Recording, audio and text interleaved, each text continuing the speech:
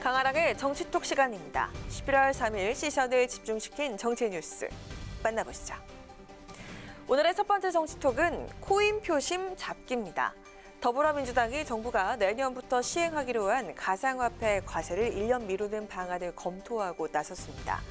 가상자산 거래로 얻은 이익이 연 250만 원을 넘으면 기타 소득으로 보고 20% 세금을 물리겠다는 게 정부 방침인데요.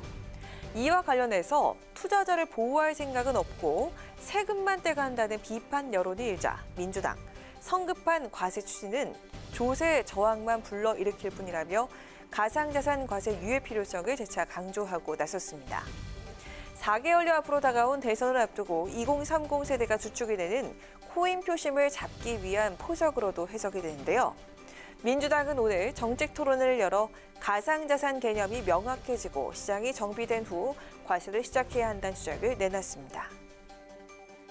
가상자산 관련된 법이 아직도 만들어져 있지 않고 기초가 전혀 안 돼 있는 속에서 과세 칼을 먼저 끄집어내는 것이 과연 가상자산 시장 발전을 위해서 또 투자자 보호를 위해서 무슨 도움이 될지 저는 정말 강하게 의문을 제기하고 싶고, 이 문제는 반드시 기재부와 금융위를 잘 설득시켜서 1년 이상 과세를 유예를 해야 되지 않나 생각합니다.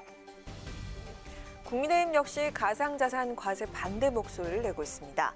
이준석 대표, 암호화폐를 바라보는 시각은 20대와 40대가 크게 다르다며 내년부터 가상자산 소득에 과세를 하겠다는 정부 정책에 대해선 무리한 과세보단 실제적으로 이용 실체를 세밀하게 파악한 후에 규제를 시행해야 한다고 강조했습니다. 물론 정부는 정치권의 움직임에 난색을 보이면서 당초 계획대로 과세하겠다는 입장입니다.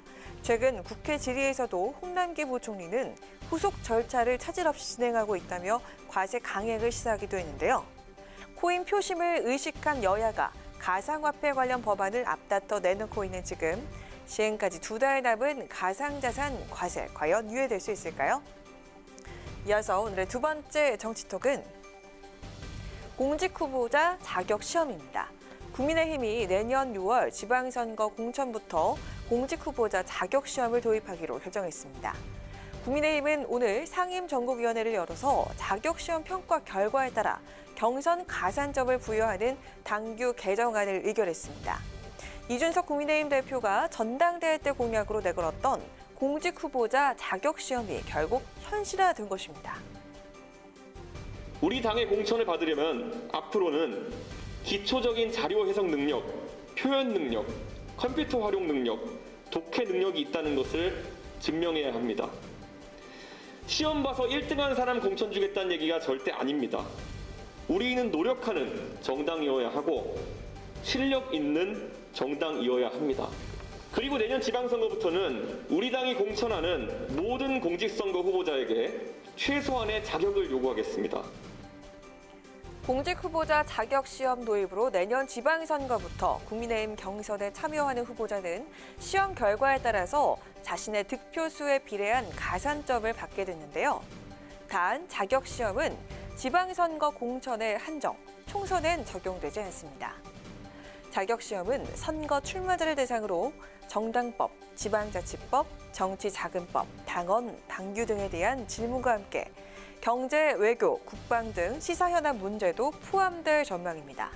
당초 이준석 대표는 시험에서 불합격을 하면 공천을 주지 않는 합격제를 구상했지만 당내 반발로 한 발 물러서서 시험 성적 우수자에게 가점을 주는 가점제로 전환한 것으로 알려졌습니다. 국민의힘은 시험에 앞서서 당 공식 유튜브를 통해 자격 시험에 관한 강의 영상도 올릴 예정이라고 하는데요. 첫 번째 강사로 이준석 대표가 나선다고 하고요. 이어서 소속 의원들도 강연자로 나선다고 합니다. 국민의힘이 공직 후보자 자격 시험을 도입하면서 내년 지방선거 공천 물갈이 여부에 관심이 쏠리고 있습니다. 무엇보다 청년 정치인들의 등용문이 될 수 있다는 기대도 나오고 있는데요. 정당 사상 처음으로 시행될 공직 후보자 자격 시험. 후보자 역량을 검증하는 새로운 기준이 될 수 있을까요? 이상 지금까지 강아랑의 정치톡이었습니다. 안녕하세요. 강아랑입니다. 더 많은 정치 뉴스를 보고 싶으시면 화면 오른쪽을 눌러서 구독해 주시기 바랍니다. 항상 저희 국회 방송 뉴스엔을 시청해 주셔서 대단히 고맙습니다.